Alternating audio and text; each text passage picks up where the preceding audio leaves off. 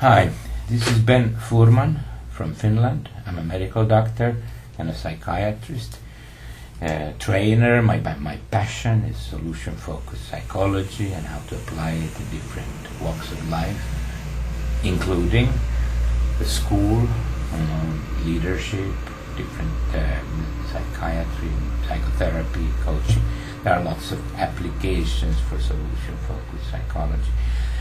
The story is that I was going to give a presentation for MYSA, Middle Years Schooling Association in Australia, over Skype in May 2013. But I was prepared here in Helsinki, and I was going to talk to the other side of the world. You know, there were 600 people in the audience waiting to listen to my talk, and it didn't. Then, it didn't work. The Skype connection didn't work, and I couldn't get the slides, and my voice was not heard at the other end. So we decided that I'll do my presentation at home like this and put it on YouTube for people to see.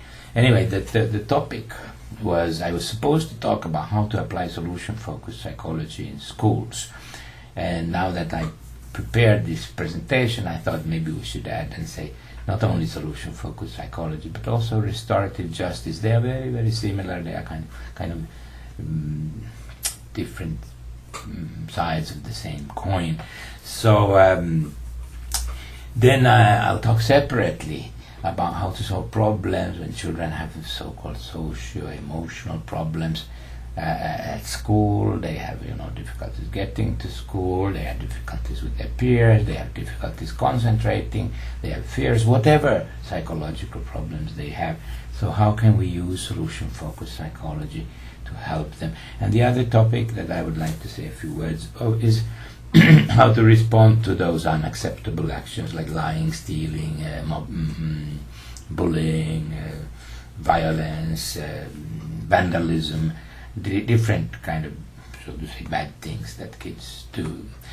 Let's start with this solution-focused psychology, which is actually kind of a problem-solving method, and it's almost like a way of talking, and it's based on an idea which I like this idea a lot. I learned it a long time ago. I didn't understand it originally, but now I've become convinced that there is a point here that you kind of think that people in general, including school kids, that they have somewhere inside, somewhere hidden in their brain or in their mind, there is a solution to their problem, but they can't find it. And our job is not so much to find a solution to the problems that people are having in their lives, but our job is more to find how to create the conditions or the atmosphere or the surroundings or the environment, how would you like to say, but where it's possible for them to come up with their own solution, so to say, squeeze the juice from the lemon by creating the conditions for that. Now then, of course, you would say, what are the conditions? There may be many ideas about that, but I usually like to say that there are three conditions that are pivotal, essential for creating that environment where people start to come up with their own solutions rather than ours. And then one of them is hope. Our job is to create a hopeful environment for our conversations with people. And the other is collaboration. And then let's also talk about creativity. So let me start by hope.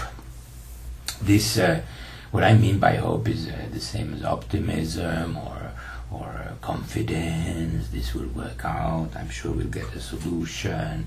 And we create like a hopeful environment, or let's say hopeful conversational environment. Maybe that's the best way to say it. And that means that we need to learn to talk in a kind of optimistic, in a way that reflects optimism and invites people to become optimistic themselves too. So it's not only us who is optimistic, but actually the people that we talk with become optimistic. And there are tricks of the trade. I mean, you all Everybody has their own tricks, but I'll just mention a few important tricks, like even simple things like you tell an optimistic story about someone else who had a similar problem and how well it was solved, or how they found a solution.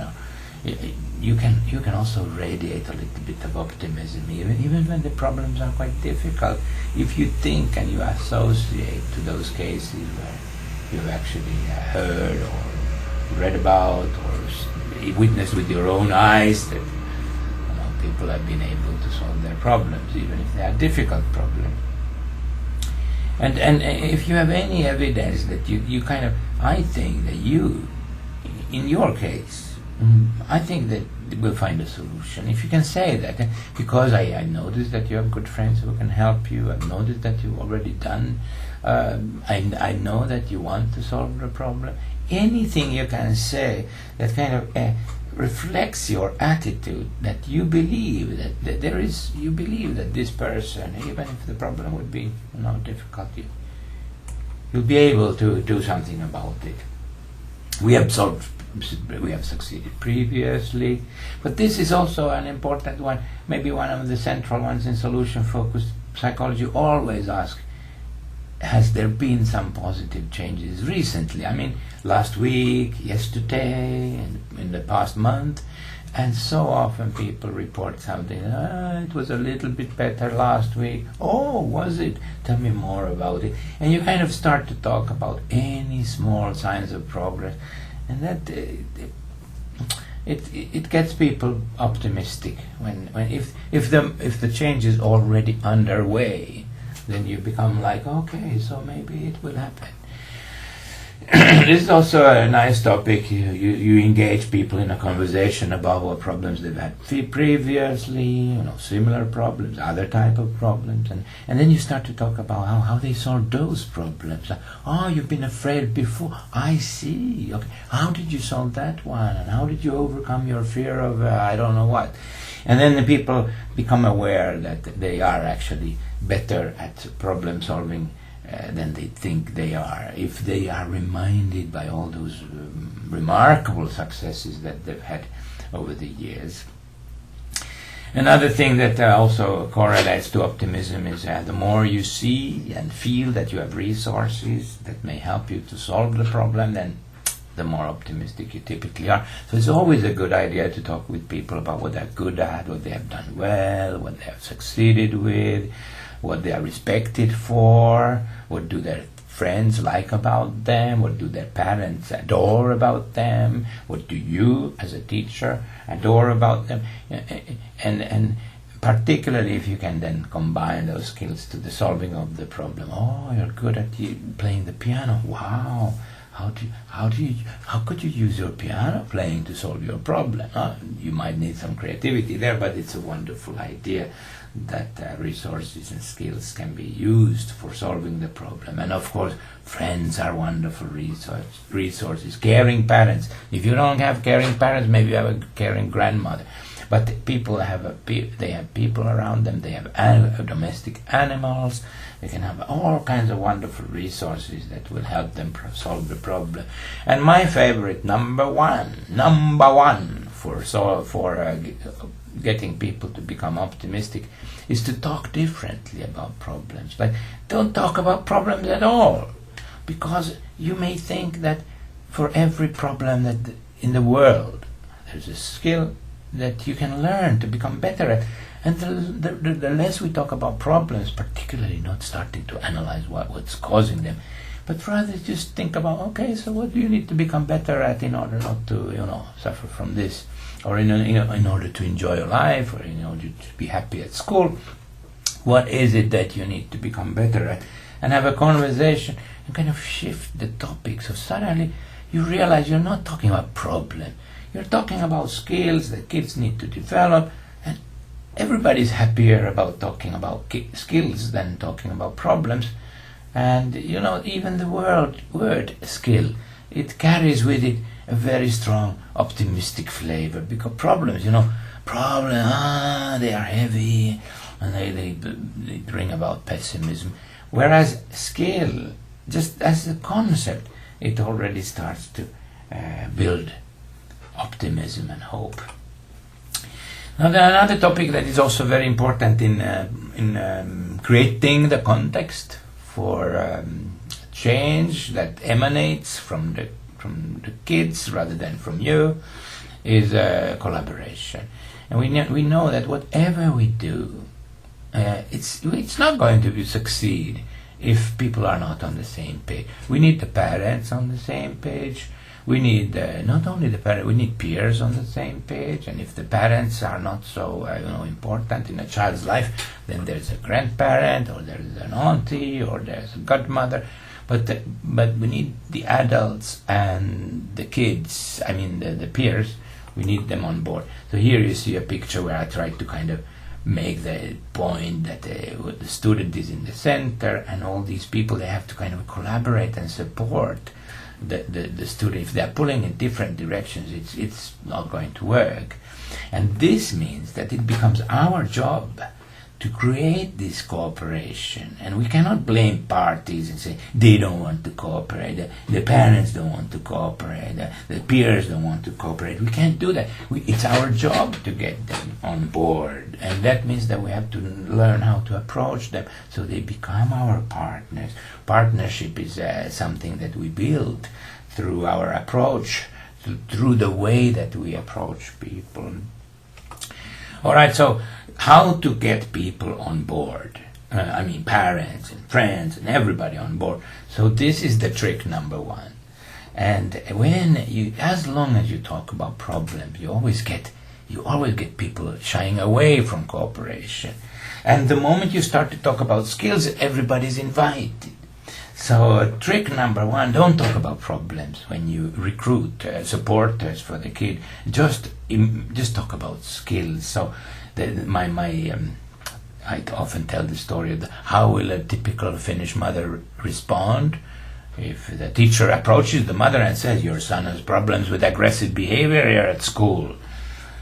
So what will the mother say? She will say, his father has even more problems with aggressive behavior. Immediately feeling criticized or blamed and blaming someone else instead. So then a colleague of mine said in Sweden, yeah, that's not how a Swedish mother would respond in the situation. And I go like, so what would the Swedish mother say? She would say, that's very interesting to hear because he didn't have any such problems with the previous teacher.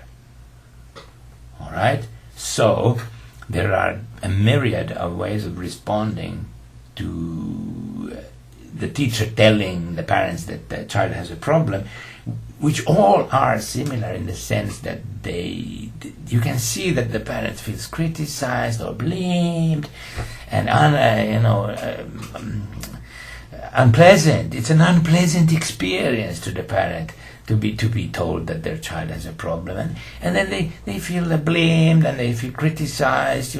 Somebody says that your child has a problem, then you feel criticized automatically, and then you respond by blaming somebody else or finding some explanations, and then you don't want to cooperate with those. But it's not a good strategy for approaching parents. This one, when you focus on the skill instead, here, the skill, talk about this with the parent, it will work much better, because then you say, we have been talking with Johnny, and Johnny has some problems with concentration, so now he's starting to learn to sit still, or he's learning to put his hand up when he needs to talk, or he's learning to take care of his schoolwork, or he's learning to...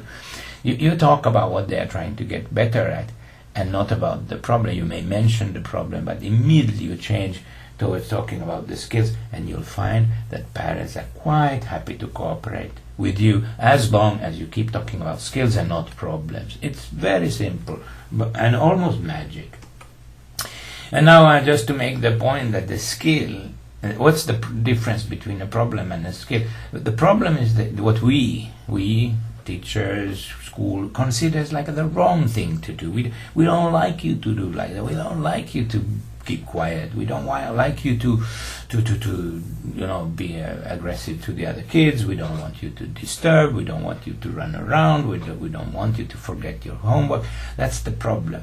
And then we say that behind every problem there is a skill to learn. But now it's just important to understand that a skill is not a problem. So if you shout out, so the skill is not learning not to shout out. That's not the skill. The skill is then putting your hand up and asking for permission to speak, for example. If your problem is that you're picking your nose, just as a humorous example, so then not only humorous, actually, it could be a problem in a preschool.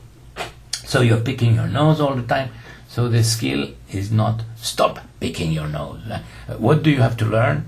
You have to learn stop picking. You have to learn not to pick your nose. That's not a skill.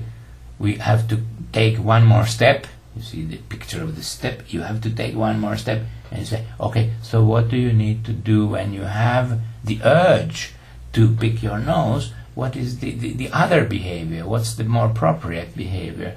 Okay, it's putting up my hand, it's using my handkerchief, it's turning away from others when I pick my nose, whatever it is, but you have to know what's the right way. So for aggression behavior, it's always something like I need to step back, I need to come and speak to the teacher if I get angry at someone, if I get rage, how do you deal with your rage?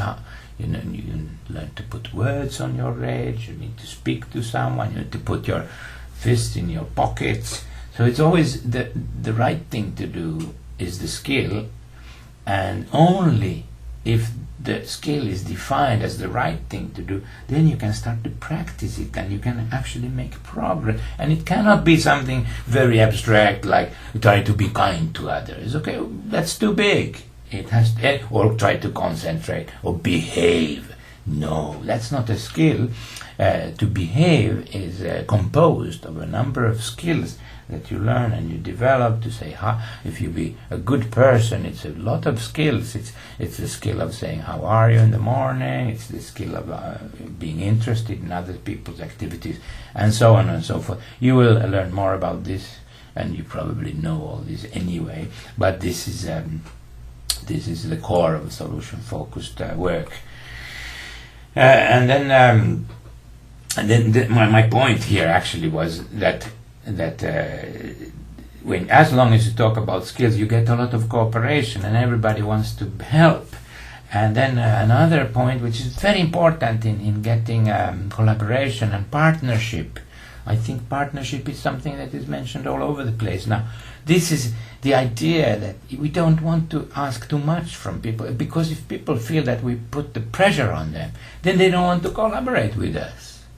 So, the old Beatles song, Love is All You Need, I kind of changed a little bit. Blessing is all you need. And blessing is all you need means that when you, for example, work with parents, so you don't throw the problem to the parents, but actually you start to talk about the skill that the child needs to learn, and then you can invite the parents to help the child in learning that skill without putting pressure on them. And if you don't put pressure on them, then you simply go like, all we need is your blessing. So we have started to think, we have a project with your son, with your daughter, and we are thinking she might benefit from becoming better at this and that. And actually we've been speaking with her about it, and she seems willing. But now we need your cooperation, partnership with you. But then instead of saying so, say, now we need your blessing for this. We need your approval. And if all you need is an approval, then you'll find that a lot of parents want to cooperate with you, because actually you're not asking too much. You're just asking for their blessing, and that is actually enough in many cases. All right, one third topic for our, you remember, conditions is creativity. And creativity means that your ideas suck. Means that if you, as a teacher, you have a lot of ideas of how to, help kids learn, but their tendency, it's a human tendency that your ideas suck. meaning that we don't want to solve our problems with other people's ideas. Why? I don't know. Maybe it's simply because then then when the problem is solved, then we have to admit that you were right, and nobody wants to do that. You want to say like, my problem is solved and I was right. So there's also this. Have you heard this one? It's like, I think business people use this a lot, but they say NIH, and then you go like, what does that mean? It means not invented here, and that's like people don't like ideas that they haven't come up with themselves. So my thinking goes along these lines, that in order to create conditions for change, we need to somehow create an atmosphere where the kids, and okay, their parents and their peers can participate in this quite a lot, but not yet. I want to say something more about this, is where the kids and the parents and peers, they start to come up with ideas and you try to shut up. That's a difficult skill for us professionals to learn, but it's very important in solution-focused work that we don't push our ideas, that we allow people to start to come up with their own ideas. And there are tricks of the trade. And maybe one of the most important trick of the trade is called appreciation. Like you show your appreciation. So if they have, they start to come up with some ideas, then you go like, that's a wonderful idea. How did you come up with that one? Oh, I like that idea. It may not be we are not maybe able to apply it like that, but we could develop something. And you kind of start to show appreciation that whatever ideas people start to have, and they do start to have, if you are talking about skills to learn and not problems to be solved, then you go like, how could you become better at this? I mean, if you need to learn to sit still or whatever it is, if you need to learn to control your anger, then what could you do to learn that? Or parents, what do you think he could do to learn that? Or peers, what do you think? How can you help Johnny to become better at this? Then they start to come up with ideas. Your job is simply to go like, wow, you are so clever. You have so wonderful ideas. I'm amazed. You start to become impressed by their ideas. And the more you become impressed by their ideas, the more there will be ideas. And the more kids and their friends will come up with ideas. And I think that's an important skill to learn. It's kind of difficult for us because we have all the answers, so how to keep them inside. Actually, you will find that when you do this, very often kids come up with ideas that you were going to say exactly the same thing, but rather than say, that's exactly what I was going to tell you, you say like, oh, what a wonderful idea. I wouldn't have been able to come up with that. Or maybe you and I was thinking a little bit in the same line, you could say. Okay, so you generate ideas, but the point is that the kids and their friends and their family members are the main actors in the drama of developing those ideas. All right, so that was a kind of a brief summary of a solution-focused approach in helping kids solve problems, and then a few words about my other favorite topic is how to deal with these unacceptable actions that kids do. Well, I think you could call it restorative justice.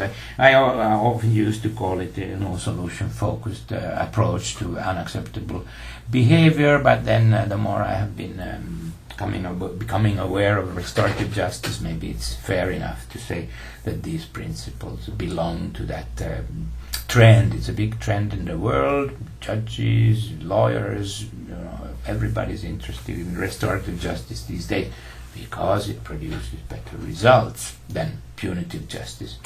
Okay, so let's see what we could do. I have developed together with my colleagues a program. Actually, it's available on the internet. It's called The Steps of Responsibility, and it offers a set of guidelines for dealing with those situations. And what I'm referring to is this kind of after talk. It has already happened. There has been an incident. Somebody has done something that is totally unacceptable. And then you need to have this important after talk, and it's the art of after. Maybe we should say the art of after talk. How do you do the after talk when things have already happened, when the shit has hit the fan, as the English-speaking people sometimes say?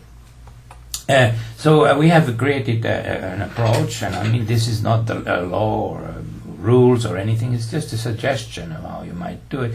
And the first thing that we have recommended, me and my colleagues, is that you talk about what happened. And kids don't sometimes want to talk about what happened, but they are more willing to talk about what happened if they know that it's not so much the punishment that we are after. It's more an opportunity to take responsibility for your action.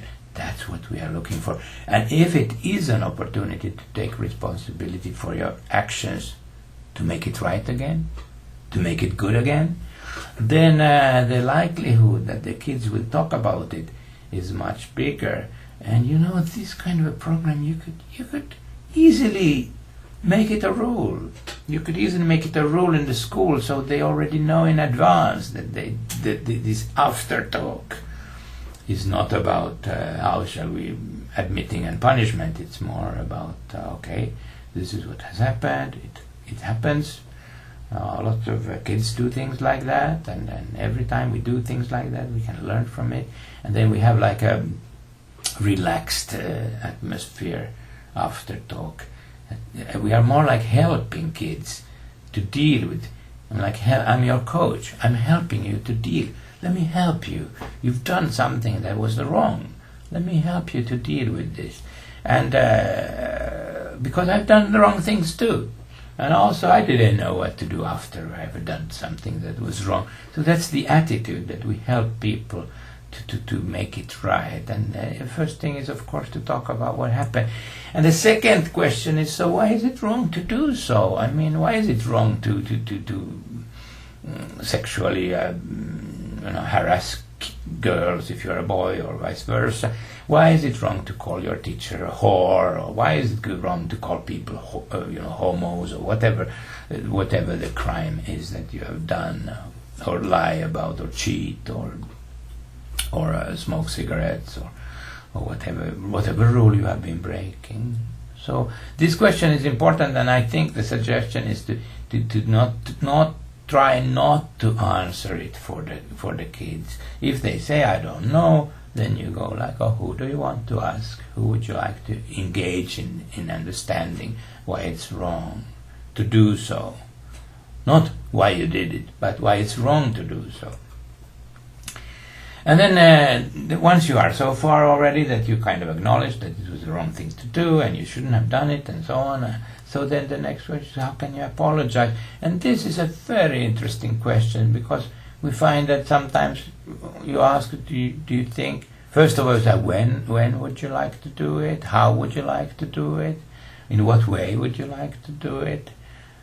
Would you like to write something? Do you think it would be a good idea to write a postcard, or even a letter, or even text? Is it a text message enough? But in one way or the other, you need to apologize. But then you can be the coach who helps the kid to think about it. For example, if it was a public insult, then maybe the apology probably has to be public too. Is there something more you need to make it right? You know how many kids apologize. They become good at apologizing. So then you go like, well, what's good? They are all the time apologizing. But then you simply add. You simply say, okay, you have already apologized. I see. And did you do it in the writing, or did you do it just face to face? No, I sent an SMS. Oh, maybe it was not enough with an SMS. Maybe you should also do it face to face. But if you do it face to face, maybe if you have done it before, maybe it's not enough to just say you're sorry. So would there be a way to make it up in some way to compensate? Kids don't have money, so they cannot compensate with money, and in any way money is not the best way to compensate. So try to think of some good deed, some atonement that you might do, and then we might even have to talk with the person that you have offended before we find the right kind of atonement that would work. And then the next step is that it's not maybe enough. You see the picture is like promising with the Bible, but that may not be enough to promise, because a lot of kids do you promise you won't do this again? Yes, I will never do it again. And adults do the same. So we should take one more step and say, okay, what is there that you can do to ensure that it won't happen again? Is there a skill? Maybe there's a skill you need to learn. Or maybe there's something that you need to, some action that you need to take, or maybe you have to do some kind of an agreement of if this happens again. So what do you think should be the consequences? And if we don't want to punish you, so what would be a better way of responding? Even my own daughter was playing truant from school at one point when she was young. And then I asked, we had a discussion, what would be a proper, if this happens again. We were sitting in the school and we were having a meeting. And she was not alone, she was like with a friend, so we were there, all of us. And then it was the only thing we agreed was that if this continues, then we'll have a bigger meeting. And then the parents of the girl who she was meeting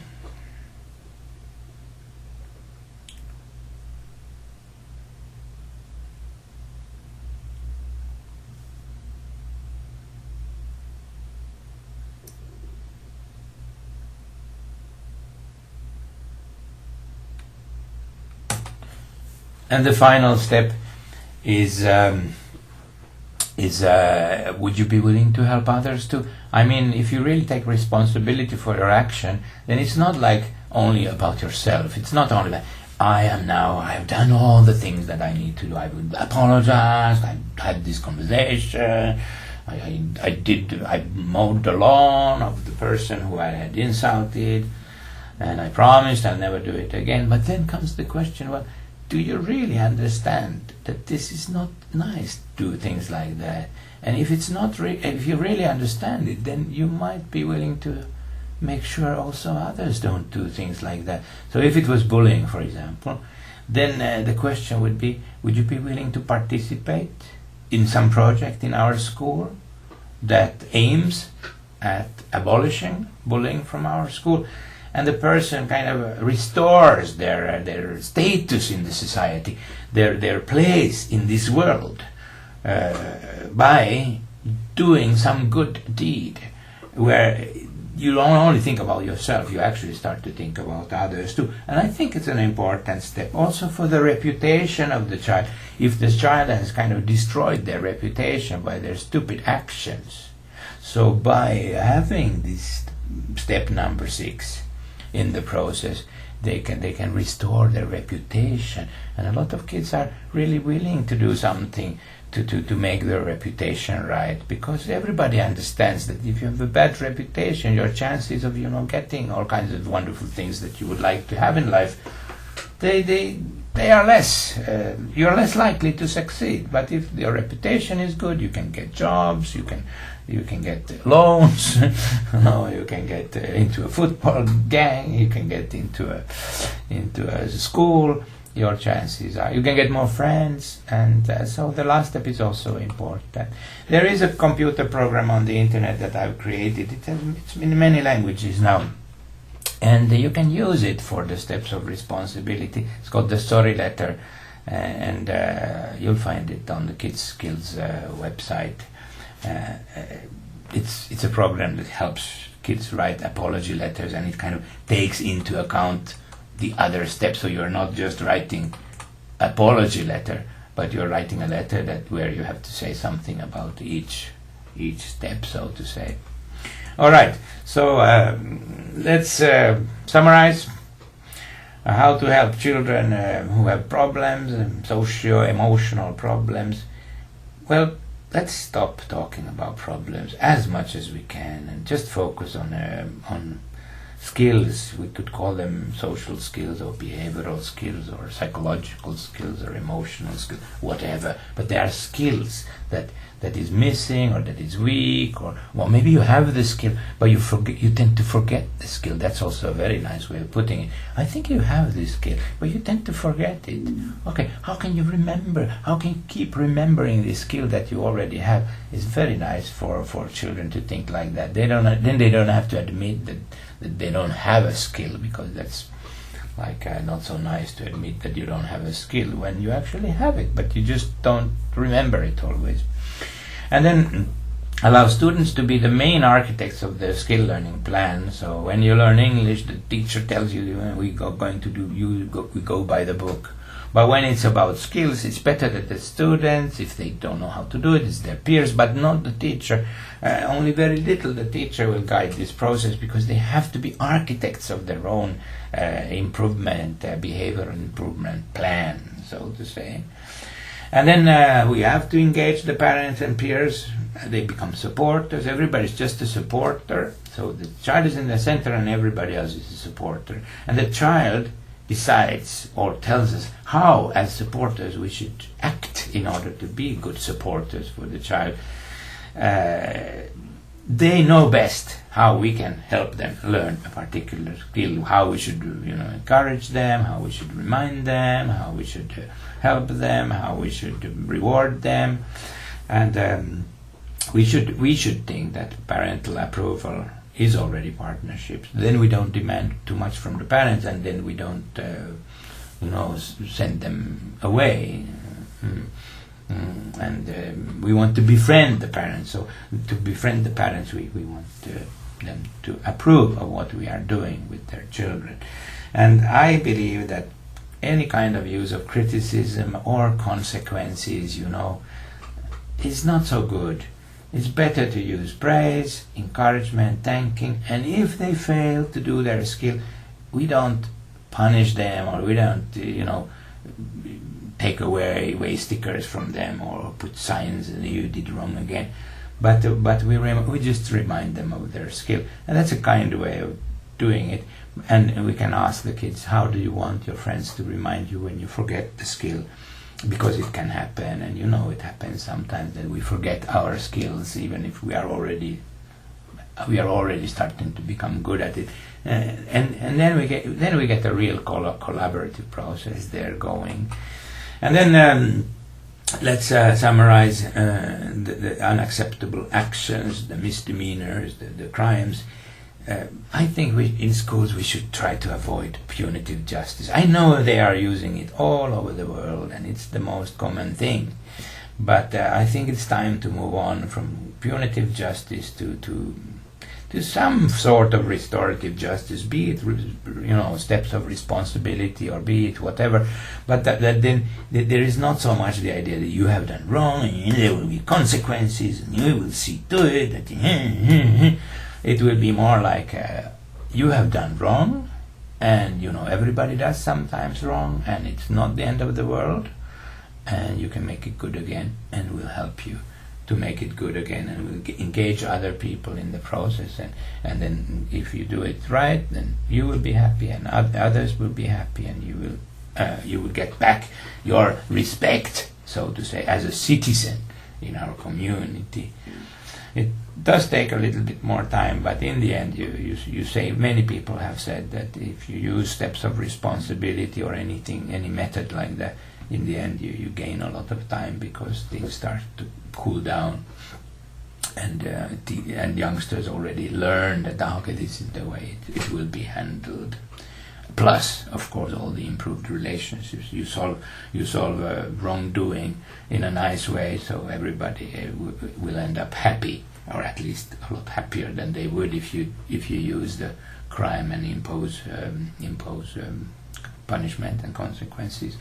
All right, this was the end of my lecture. We don't have a possibility for conversations, but here on YouTube, you can also write stuff, and we can have a conversation here. If those people who listen to this one will, have something to write, I promise to answer you and to do my best. Thank you very much for your attention. Bye.